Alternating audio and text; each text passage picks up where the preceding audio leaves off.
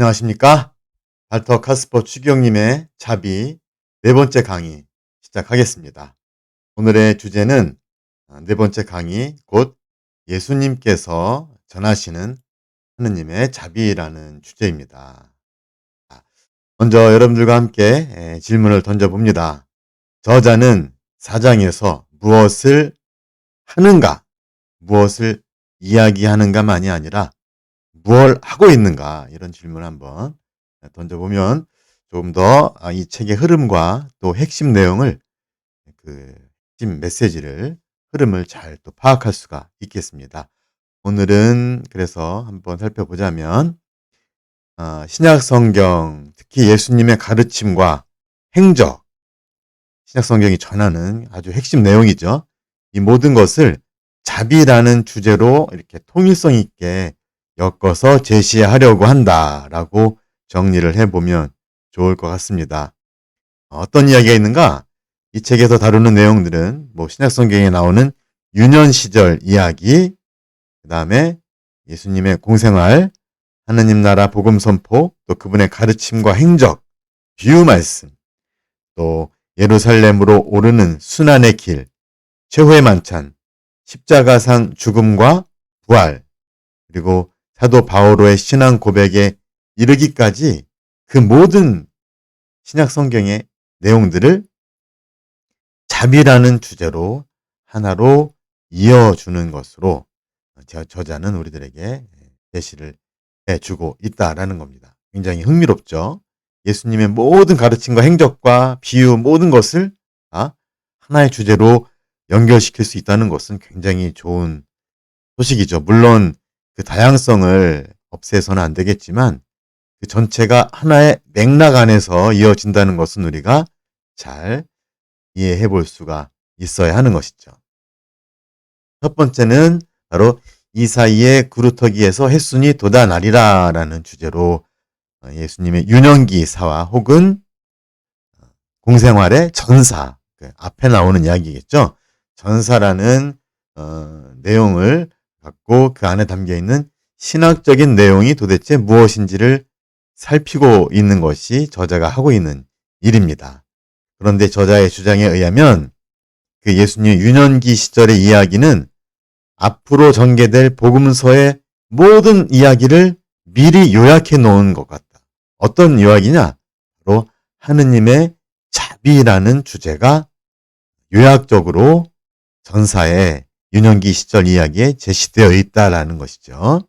그리고 그 이야기들의 특징은 우리가 아직까지 이렇게 자비라는 주제를 다루면서 노트를 해놓은 게 있다면 바로 하느님의 자비는 인간의 상상과 기대를 완전히 뛰어넘는다는 것인데 바로 예수님의 유년 시절 이야기에도 통상적인 인간의 사고 범주, 법칙, 생각과 기대를 무너뜨리는 하느님 아버지의 놀라운 자비가 그 안에 담겨 있다. 이야기되고 있다.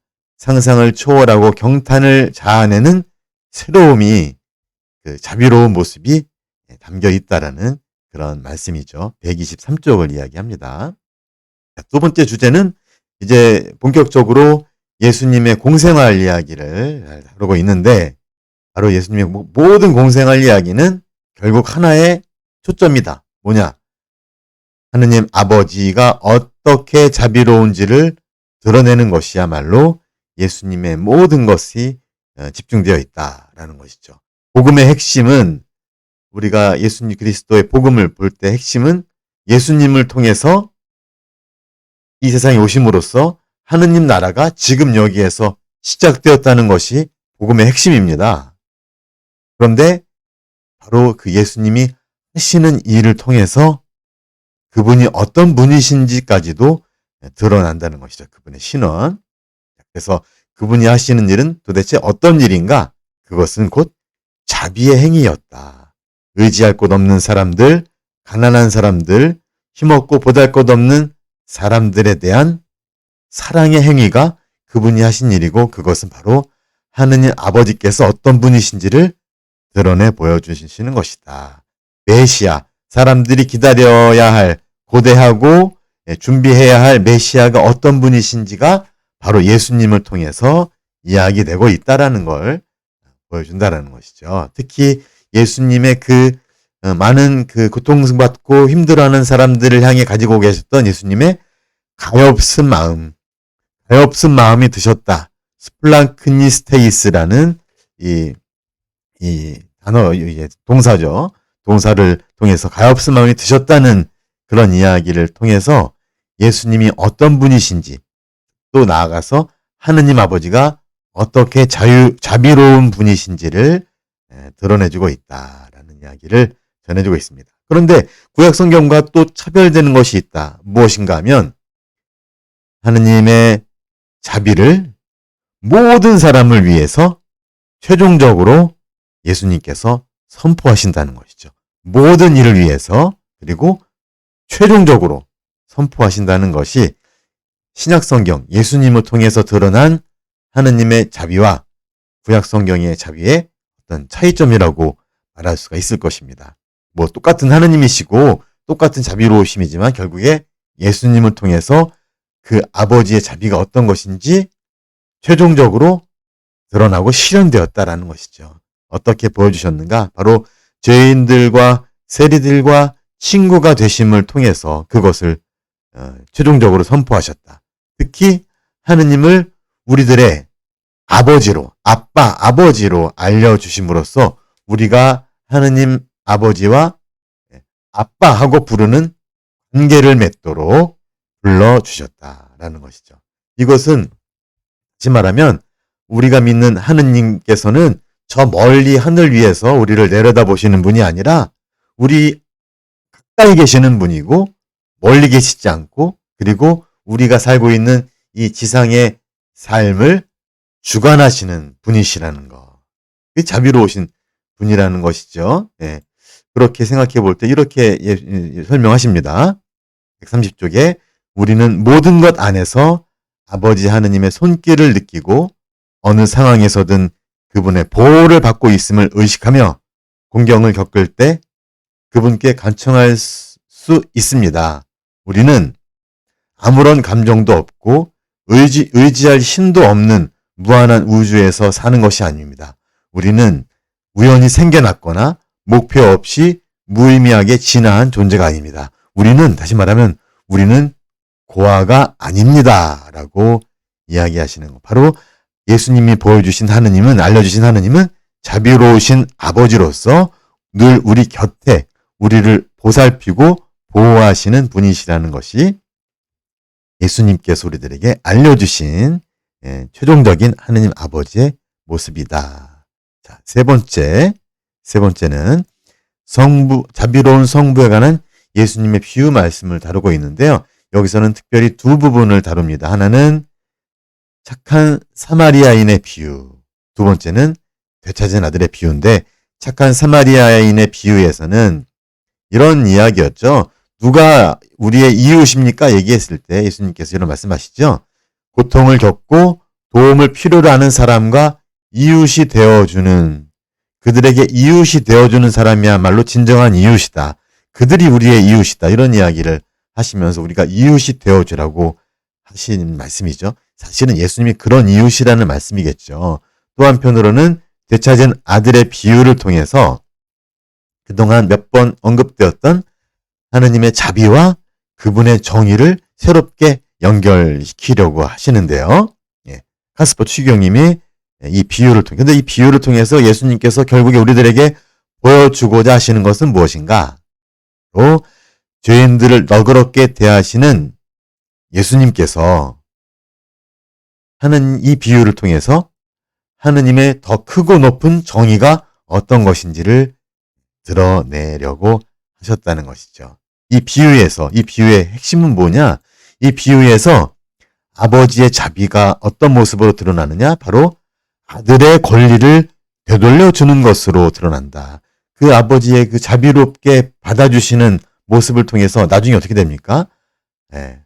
아들의 자격을 잃었던 그 작은 아들이 다시 아들의 자격과 권리를 되찾아 주시는 모습으로 드러난다고 이제 이 비유를 설명을 하시면서 결국에 아버지의 자비는 아들의 권리를 되돌려 주시는 것이고, 바로 그럼으로 통해서 더 높은 정의, 그 정의의 완전한 실현을 이루시는 것이 바로 아버지의 자비라는 것이라는 거죠.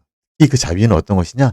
그 자비를 체험을 통해서 우리가 얼마나 소중하고 존엄한 존재인지를 경험하게 된다. 결국에 하느님 아버지의 자비 체험은 우리 인간의 고유한 존엄성에 대한 체험까지도 안고 있다라고 아주 그 풍요로운 의미까지도 우리에게 설명해 주고 계십니다. 이 두 가지 착한 사마리아인의 비유와 되찾은 아들의 비유를 통해서 결국에는 예수님의 행동, 자비로우신 행동이죠. 죄인과 세리와 가난하고 헐벗은 사람들에게 다가가서 친구가 되어주시는 자비로우신 그 예수님의 행동이 바로 하느님 아버지의 행동을 그대로 드러내 주신다는 것을 의미한다는 것이죠. 그래서 나를 본 것이 곧 아버지를 본 것이다 라는 요한복음의 말씀이 바로 그것에 해당되는 그런 말씀이라고 볼 수가 있겠죠. 자, 네 번째는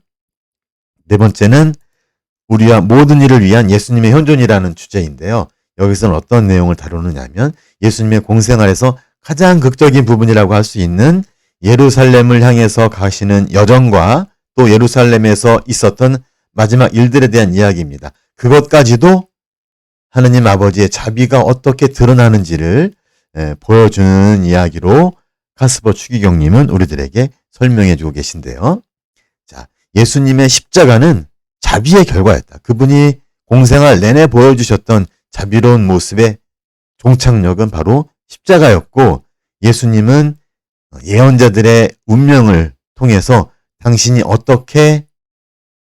어떠한 최후의 종말을 맞을 것인지를 이미 예견하고 계셨다라고 말씀을 하십니다. 그래서 예루살렘으로 오르는 길, 특히 그분이 걸어야 할 순환과 죽음의 그 길, 그것의 의미를 예수님은 제2 이사야서에 나오는 주님의 종 이야기를 통해서 설명해 주십니다. 그것은 무엇인가? 바로 많은 사람의 죄를 짊어진 주님의 종처럼, 이게 제2 이사야서에 나오는 주님의 종에 대한 이야기인데요. 우리가 성금요일에 읽는 이야기죠. 바로 그 많은 사람의 죄를 짊어진 주님의 종처럼 예수님의 순환의 길 역시 백성을 대신하여 그들의 죄를 대신 짊어지고 걷는 그러한 순환의 길, 대속의 길이다라는 것이죠. 특히 최후의 만찬 때 하신 말씀이 있죠. 빵과 포도주를 나눠주면서 너희를 위하여 내어줄 내 몸이고 내 살이고 내 피다. 많은 일을 위하여 흘릴 피다라고 말씀을 하셨는데 이것을 통해서 결국에는 그분께서는 우리와 모든 일을 위한 존재라는 것, 그분이 현존하시는 것, 존재하시는 것은 오로지 우리와 모든 일을 위해서라는 것. 그래서 그분이 십자가에서 목숨을 내어놓는 것은 바로 우리와 모든 일을 살리기 위한 것이라는 것, 우리의 죄를 대신해서 우리를 살리기 위한 것이라는 것을 설명해 주기 위한, 그러면서 당신이 걸으셨던 순환과 죽음의 길의 의미를 우리들에게 알려주고 계시다라는 것이죠. 그것이 바로 자비의 아주 극적인 그 내용을 담고 있는데 그것이 바로 대속이라는 의미이겠죠. 그래서 카스퍼 추기경님은 이 대속이라는 그 개념을 잘 이해하기를 우리들에게 권고하십니다. 우리 사순시기에 노래 부르지 않습니까? 우리 죄를 대신하여 순환하고 죽으니 이렇게 노래 이게 참. 근데 이 노래에서 잘 보면 잘못 이해하면 우리는 대속을 마치 우리 대신 우리 죄를 짊어지는 것처럼 그냥 너무 쉽게 대속을 이해할 수가 있는데 그것보다 훨씬 더 깊은 의미를 담고 있다라는 이야기를 하시면 보통의 상식에 어긋나는 것처럼 대속이 이해될 수 있다. 어떻게 자기 책임을 자기가 지지 않고 남이 대신 져주느냐? 이거 상식이 어긋나지 않느냐라는 말씀일 수도 있고요. 또 한편으로는 그분이 십자가의 죽음을 당하신 것은 우리 인간에 대한 연대감 때문이었다. 우리와 함께 하시기 위해서였다. 그런데 그것 역시도 예수님의 그 십자가상 죽음의 내용을 축소시키는 것처럼 보일 수 있다는 것이죠. 그보다 훨씬 깊은 의미가 담겨 있다. 그것이 무엇이냐? 이런 말씀을 하십니다. 140쪽에 그러나 그런 소극적인 해석은 인간의 연대감으로 축소하는 해석이죠. 그런 소극적인 해석은 성경 말씀이 지닌 깊이와 무게에 부합하지 않습니다. 우리 인간이 죄를 지어 겪게 된 사회적, 형이상학적 고통과 그로 인한 전적인 소외와 극심한 불행의 깊이와 무게를 고려할 때에만 모든 인간이 겪는 그 엄청난 불행, 고통, 이 모든 것들을 우리가 그 깊이까지 고려할 때에만 대속, 예수님이 십자가 위에서 우리 죄를 대신해서 돌아가셨다는 것의 그 성경에 가르쳐 주시는 그 의미를 깊이 제대로 깨달을 수 있다라는 그런 말씀입니다. 자, 그러면 도대체 어떤 의미가 담겨 있을까? 하스버 추기경이 이렇게 설명하십니다. 그것의 발단은 바로 죄로 인해서 죽을 운명을 지닌 인간 전체라는 거예요. 그리고 도저히 우리 인간 스스로는 우리 인간 자신의 힘으로는 그 죽음의 길로부터 생명을 되돌릴 수 없게 되었다.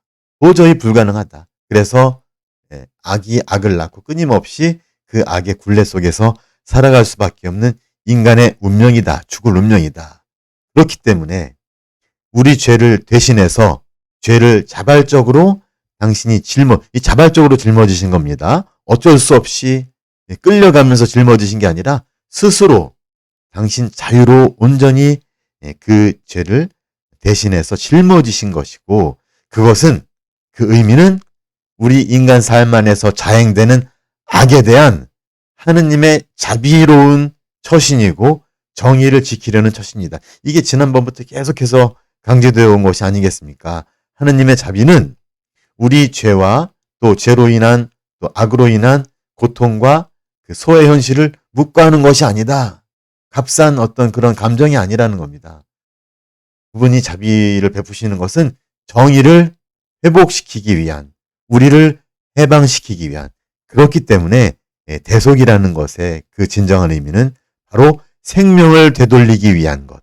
우리가 악에서, 그 굴레에서 벗어나서 새롭게 시작할 수 있도록, 새로 태어나게 하도록 하기 위한 것이 대속의 가장 궁극적인 목적이었다. 그래서 이런 말씀까지 하십니다. 142쪽에 하느님은 당신의 아드님을 통해 우리 자신을 대신하심으로써 삶을 파멸시키는 죄의 작용을 몸소 짊어지셨고 그를 통해 우리에게 새로운 생명을 선사하셨습니다. 이게 가장 중요한 핵심이라는 거죠. 삶을 파멸시키는 죄의 작용을 몸소 짊어지시고 그것을 통해서 우리에게 새로운 생명을 선사하셨다는 것. 그렇기 때문에 대속은 대리 행위가 아니라는 겁니다. 우리의 참여를 요구한다는 것이죠. 우리의 참여를 요구. 말하면 대속은 대리행위면 순전히 어떤 마술과 같은 아니면 신화 같은 이야기로 머물 수밖에 없는데 오히려 예수님께서는 우리 죄를 대신 짊어짐을 통해서 우리가 다시 시작하도록 다시 우리 삶에 책임을 지도록 우리를 이끌어 주신다라는 것이죠. 그분의 대속은 우리를 새롭게 살도록 해방시키고 새로운 피조물을 만드는 것이고 결국에는 그분께 대한 믿음으로 새롭게 살아가도록 한다. 결국에 그분의 대속에 대한 성경의 메시지는 우리가 그 은총을 자비를 입고 새롭게 태어나서 죄와 악의 굴레에서 벗어나서 정말로 새로운 영원한 생명을 향한 삶을 살도록 이끌어주는 의미를 지니고 있다라고 이야기를 하고 있는 겁니다.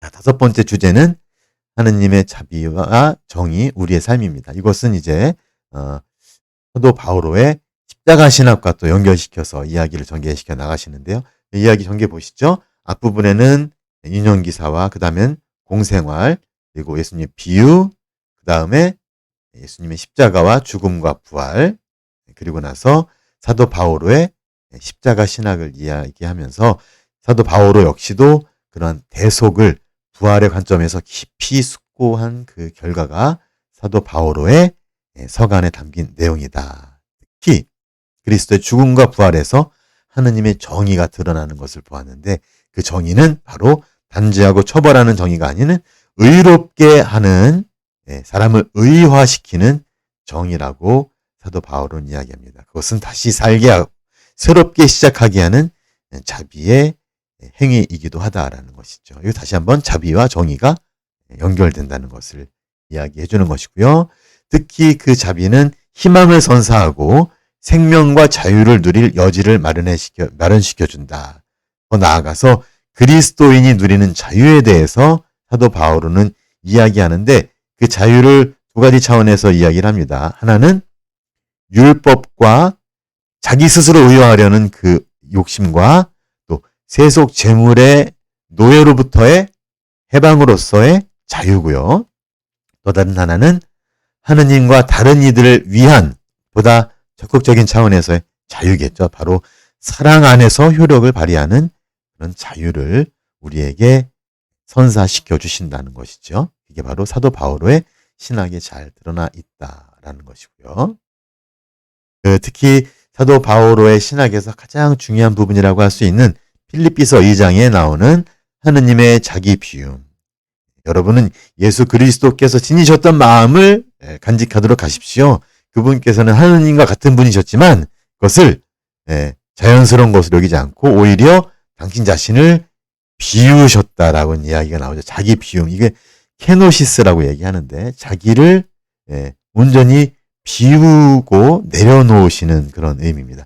하느님의 모습을 지니신 분의 자기 비움이야말로 하느님의 자비가 어떤 것인지를 보여준다라는 것이죠. 또 그 자비와 생명이 영향력을 발휘하도록 당신 자신을 뒤로 물리시고 자기 자신을 비우시는 그런 행위가 바로 하느님의 자비라는 것이죠. 그리고 나서 하느님 사랑의 결과인 자비야말로 복음의 총체다. 예수 그리스도의 모든 이야기의 총체, 또 사도 바오로가 발견한 모든 총체, 그분이 전하는 메시지의 모든 총체의 중심에는 바로 하느님의 사랑의 결과인 자비가 깃들어 있다. 특히 십자가에 못 박히신 아드님에 대한 믿음은 사랑이 현존하고 사랑이 모든 것을 이긴다는 것에 대한 믿음이다라고도 말씀을 하고 계십니다. 이렇게 해서 이야기를 한번 살펴보았는데요. 자, 저는 한번 여러분들과 함께 이 장을 마무리하면서 장의 전체 흐름을 한번 보자고 하는 거고요. 특히 4장까지 어떻게 전개시켜 나왔는가. 1장에서는 자비야말로 이 시대에 필요하지만 이신 주제다. 이 시대는 시대 징표는 바로 자비를 갈망하는 그런 어떤 흐름이다. 그래서 이 자비를 그리스도교의 자비에 관한 가르침을 정말로 이성적, 합리적으로 이야기해 사람들이 알아들을 수 있고 정말로 믿을 만한 것으로 받아들일 수 있게 하기 위해서 이 자비에 관한 철학사적, 종교사적 고찰을 했습니다.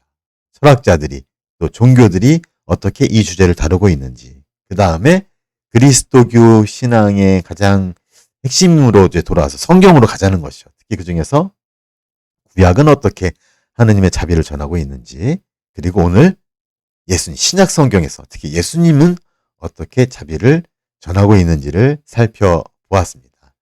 이런 이야기는 우리가 잘 보면 인류의 역사 전체, 그리고 구원의 역사 전체가 바로 자비라는 주제로 하나로 이렇게 연결되어 있음을 우리는 알게 된다는 것이죠. 엄청난 그런 이야기를 하고 있는 것이죠. 전 인류의 모든 인류의 흐름을 또 구약과 신약의 모든 흐름을 자비라는 주제로 모아서 설명해 내려고 하는 것이죠. 어떤 면에서는 무리가 있을 수도 있지만 어떻게 보면 하나님의 가장 근본적인 속성을 자비로 제시를 해서 다시 말하면 이 자비를 통해서 우리가 갖고 있는 하나님에 대한 모든 것들을 다시 새롭게 생각하도록 초대하기 위해서 카스퍼 추기경님은 지금 우리들에게 이 이야기를 전개시켜 나가고 있다라고 볼 수가 있을 것 같습니다. 네. 자 이렇게 해서 오늘 4장 예수님이 전하는 하느님의 자비를 잠깐 간략하게 살펴보았는데요. 특히 그 흐름까지도 한번 이야기를 나누어 보았는데 이제 앞으로 이제 전개될 이야기는 그 자비 4 장의 마지막 부분에 또 잘 나와 있습니다. 이러한 자비로운 하느님에 대한 인식은 우리들의 생각을 완전히 변화시켜서 완전히 새로운 세계관, 완전히 새로운 인간관, 완전히 새로운 실천으로 우리를 초대하고 있다라고 이제 이야기를 하는 것이죠.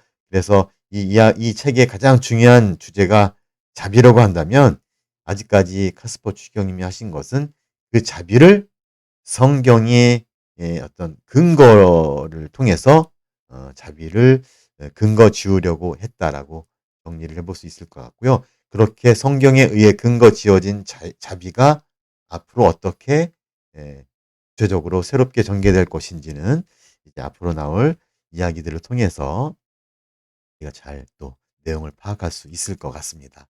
네. 그러면 이런 이야기들을 갖고 좋은 나눔 되시기를 바라겠습니다. 감사합니다.